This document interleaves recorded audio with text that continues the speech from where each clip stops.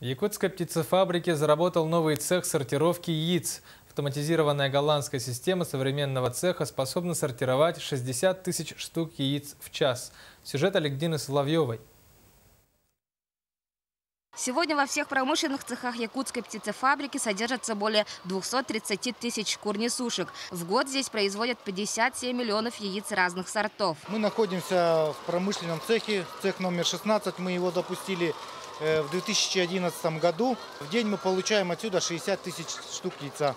Теперь якутские куры не только содержатся в германских клетках, но и несут яйца на голландском оборудовании. Оснащенный по современным стандартам цех, стоимость которого составила порядка 27 миллионов рублей, поможет существенно увеличить качество производимых яиц.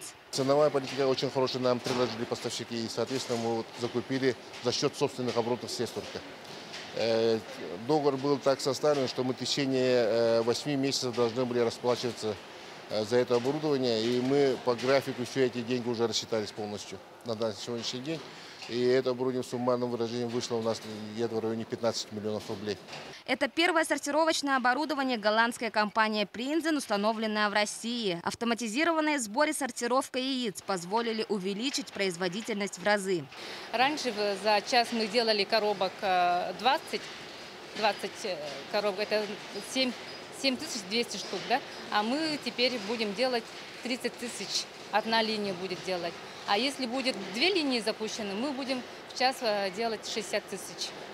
Намного легче стало. Вера Давыдова – сортировщица с 40-летним стажем. Раньше она определяла сорт яиц на глаз. Теперь категорию определяет новое оборудование. Конечно, стало легче работать. Труд облегчился. Мы же работали физически, все таскали руками. Честное слово, только по телевизору это видели. А теперь прямо в реальности. Стою и не верю. Дожила до такого.